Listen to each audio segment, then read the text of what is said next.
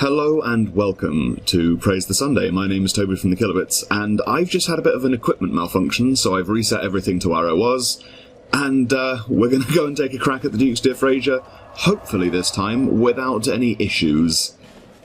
Let's teleport on over there.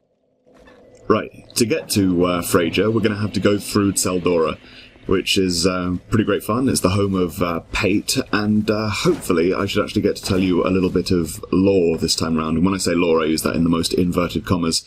What I mean is my speculation, which has since been proven wrong, but which is why I thought that for the longest time Drangleic was just Lordran. This was really my most plausible and sort of most thought-out piece of, I'd suppose you'd call it evidence, except that because I was wrong, it clearly wasn't. And plunging attack. Lovely. Okay, so the reason that I'm not doing the DLC this week, as, well, as some of you may have wanted, is that we're now up to episode 20, which means that we are now officially at the point at which Dark Souls Sunday 1, as in my Let's Play of Dark Souls 1, finished. I mean, this game I'm not quite so good at, because I haven't played so much of it. But at the same time, I do feel like, at this point, it's a failing of mine that I haven't done this as quickly as I probably should have. That said, I am having fun, which is way more important. You'll notice as well that there's not any items for me to pick up here. That's because I've just done this area.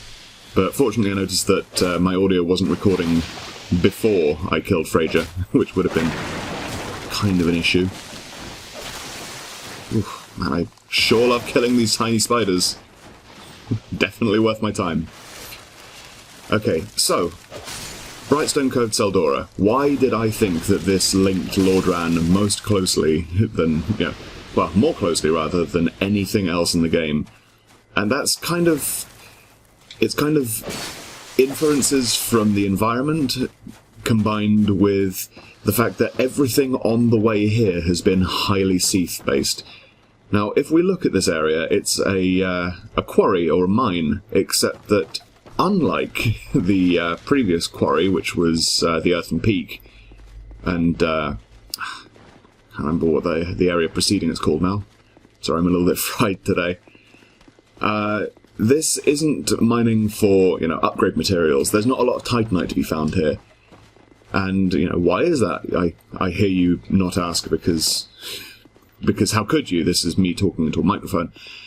They're mining crystals, so in short, it's a crystal cave. It's, in the most literal sense, an actual crystal cave. Add that to the fact that the Duke's dear Freja in New Game Plus gives you the soul of Seath the Scaleless, or, well, some facsimile of that. One of the 4 major players in the cyclical story that is Dark Souls.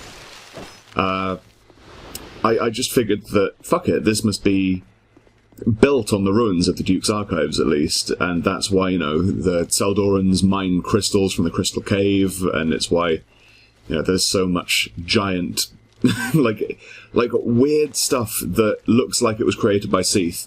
I mean, Seath has kind of a penchant for creating giant monster-human hybrids. I mean, look at, Man-Scorpion Tark, Scorpionus Najka, almost everything in Anor Londo, or the Duke's Archives. He's also got a huge, huge fucking dragon boner for crystals, and, immortality. Oh, and envy, and being a Benedict Arnold turncoat son of a bitch. In fact, Seath's just kind of awful, when you think about it. Oh, okay. So when I saw that there was a giant fucking monster guarded by monster-human hybrids in a place filled with crystal that made reference directly to a duke in the preceding areas, I was like, I wonder who's a duke who lives in a crystal cavern. Oh wait, it's Seath the Scaleless. It was always Seath. Wow, I'm down to 4 Estus already. I'm really getting my ass kicked. Holy shit, though, I'm right down to the Duke's dear Freja in 5 minutes and 19. To be fair, by jumping to Pate's house, I did skip quite a lot of Tseldora, but, and I also missed a bonfire, but that's not overly important. With any luck, this should be a first-time boss fight, because getting here's a pain.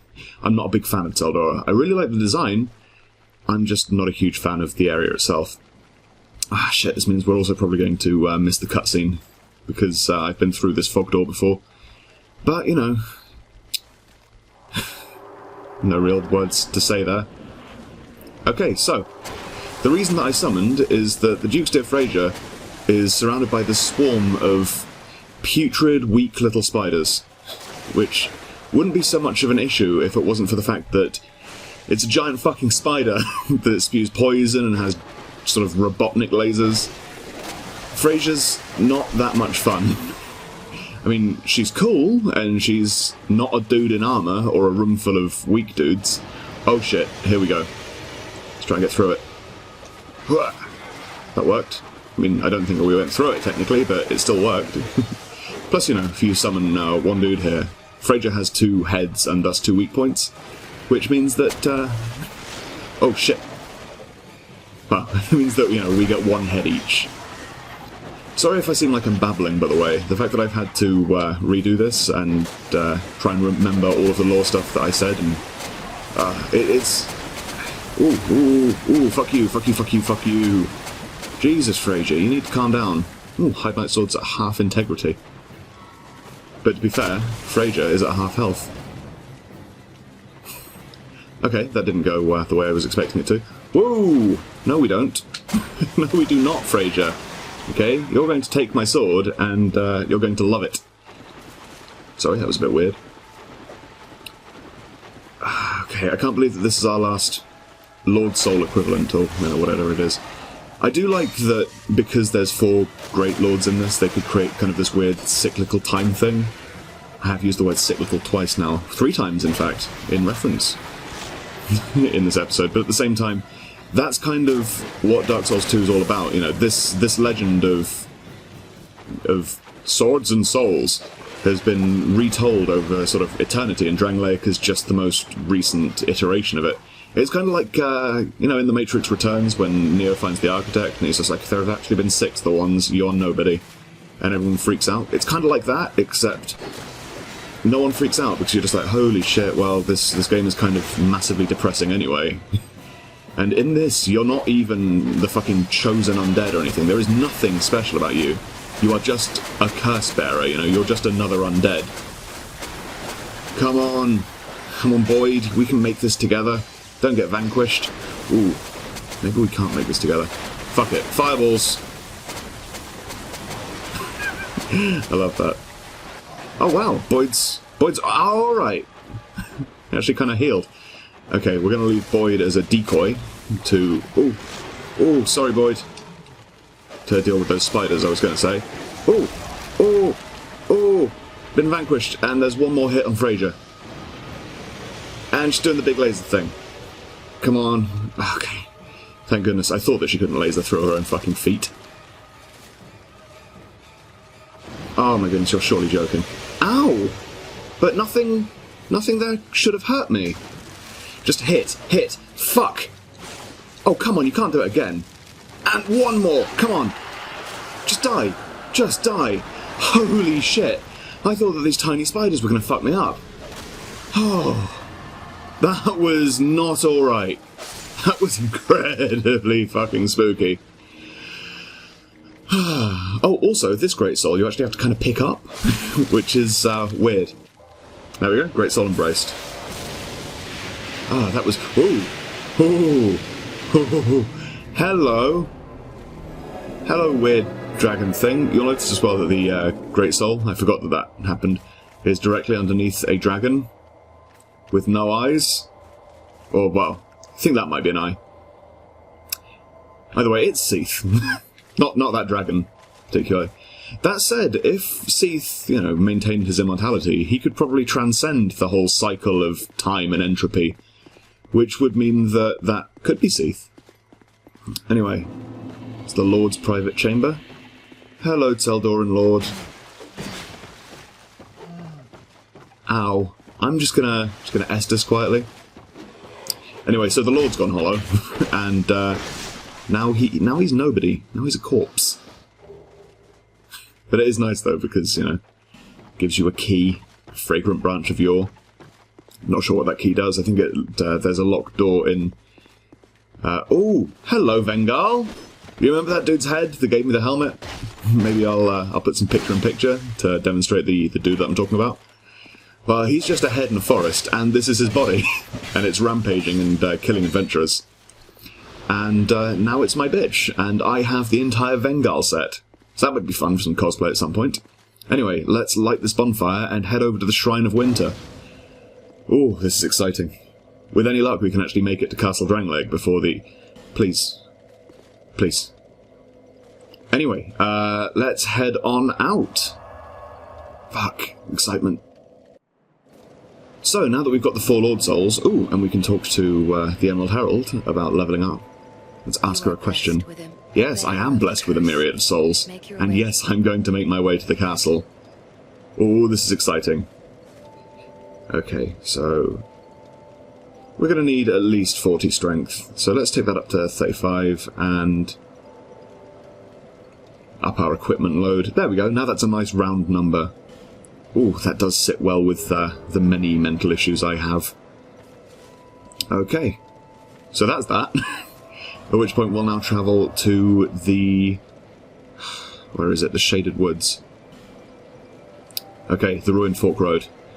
I can't believe we're going to finally make it to Castle Drangleic. Okay, so we're back here, where, you know, we last saw Creighton. I wonder if he's still there, actually. Nope, he has moved on. Excellent. Good for him. Vengeance isn't the way. Okay, now we're just going to head on through the woods. I do love this area. It does look really, really nice. It reminds me of the woods around my home. The excitement abounds. Back onto sort of a personal note, I have handed in the last of my essays. I can't remember if I said this in this take or the last take, so if I'm repeating myself, then I'll have to dub this part over, I suppose. But, yeah, I've handed in the last of my essays. Come September, I will have a degree, which is really fucking exciting. Oh, okay, I've come the wrong way. Fuck. That leads up to Lucitil of Mirror's old house, which then leads on to the Dragon Area. It's truly exciting. The reason that we've got to go to Castle Drangleic is so that we can then go through it to find Vendrick. For those of you who've been paying attention to the actual plot of this game, you know, which I don't think I've actually explained, we've been charged with finding the king, which sounds way more simple than it actually should be. The king is... well, I wouldn't want to spoil it for you. He's not what you'd expect, though, for, you know, a king of a mighty land like this. I mean, when you think about kings in the Souls games, you think about Alant and Gwyn, and, you know, they were some hardcore motherfuckers. And I'm not saying that Vendrick isn't, or wasn't in his prime, but at this point, I mean, look at what's happened to his subjects. The king has gone missing, and there's a pretty good reason for it, and I can't wait to see him again. Ooh, corpses. But what's weird to me is that for a game whose theme is entropy, you can't then have a cyclical thing going on as well. Like, the games seem to be in complete contradiction with one another, which is fine, you know, it's Dark Souls. I'll have yeah, I've got a soft spot for a little bit of contradiction and mystical nonsense. But at the same time... ooh, a Ring of Life Protection. Ooh, fuck you, Ring of Thorns. We are never losing souls again. Ring of Life Protection is kind of like a Ring of Sacrifice in Dark Souls 1, except that instead of... ooh, a Flexar Sentry. I think we're going to kill him before moving on. Anyway, instead of losing the ring, it breaks, so you can just take it straight back to Majula and repair it for 3,000 souls, which is not a lot. Ooh, guess I'll fight this Flexar Sentry and this dude at the same time. If you could not, that'd be great. Anyway, we're about to get to the halfway point of the game, really. Holy shit! Flexi, baby! Calm down, dear. Had to fucking double Estus because of that crazy combo you just did. That was beautiful. Ah, call me. Okay, Twinkling Titanite and whatever this thing is. Fucking hell, I've just remembered. You see this? You see this mess of rubble? This is the reason that we have to kill the 4 Lord Souls. or the 4 great souls and embrace them. Which is bollocks, okay? I don't care how heavy your armour is. You take it off, you throw it over, you climb over the rubble. Here we go. Oh, and look, it's that, the 3-headed thing. 3 chapters of the DLC, and it's what we use to warp to the DLC. I am very suspicious. Oh yeah, we're definitely not going to do any DLC, but here's this thing with the number of DLCs that we're going to have on it, and it's got the heads missing, and the DLCs are about crowns, but, you know, don't worry about it, don't worry, we're not planning to... Fucking bullshit, they knew what they knew what they were doing. You know, I'm not saying that putting DLC in Dark Souls is a bad thing, because, you know, now I get to play more fucking Dark Souls, but at the same time, don't lie. You know, there is no need to lie, just be like, look, we're creating something exciting, you should get hype. Just say that. Don't tell me that you're not going to do DLC, then do it. That just makes the studio, you know, dishonest. Oh, Hide Knight. Man, there's a lot of shit on this road. Ah, tell you what though, it's very, very exciting being near Castle Drangleic. No, we don't. No, no. Ooh, ow. Holy shit! I thought I'd staggered him, and then he just kept on going. Okay, 2-hand, and there we go. Thank you, Hide Knight. Beautiful. The Hide Lance is pretty good as well. All of the Hide weapons are pretty good. I mean, don't get me wrong, right now what I'm doing is basically like a Drake sword run. I'm kind of being carried by this weapon quite a lot. As you can see, I'm getting hit tons. But yeah, the Shrine of Winter just sort of circumvents a pile of rubble. And that is why Drangleic isn't as convincing as Lordran, because you wouldn't make a huge, like, 25-hour pilgrimage to kill the 4 most powerful pseudo-deities in a world because you couldn't be bothered to climb over a pile of bricks. Sorry, it just wouldn't happen. In Dark Souls 1, there's no bits that are really like that. I mean, think about killing Ceaseless Discharge, you know? You kill a giant flaming demon because he's spewing lava everywhere and you can't continue until the lava's gone. Capra Demon has a key that you need. You need to fill the Lord Vessels because it's the only way to open up a sacred mystical door. Yeah, it's not like fucking... Oh, yeah, you need to open a door, but you could just walk over the hill, I guess. I'm sorry. I'm sorry, but, yeah, you definitely could. Oh, and here it is. Fucking Castlevania. Look at this. It's the most Castlevania thing I've ever seen. I'm practically fucking... Ooh, do I have a whip? Yes, I do, but it's bollocks compared to this Hide Knight sword. But yeah, I remember the first time I ever saw that, just having my actual breath taken. Fucking hell. Anyway, ooh, Titan Knight Demon. Old bug. Whatever, we're killing it. We're not killing it, it's gone. Anyway, we're at the steps of Castle Drangleic. Hello there. This castle is isolated. How did you get here? But nonetheless, Can you must forge on. Can you teleport? Are there eagles? To bring an end to your journey. Can you fly? Is that what this is? Can you fly? Ah. Anyway, we are at the steps of Castle Drangleic. We're about to head into, well, not the final area, but at least the final push. So, I really hope that you've enjoyed this video. If you have, then why not let us know by liking and subscribing? Or commenting, or, you know, just doing whatever. Have a nice day, basically.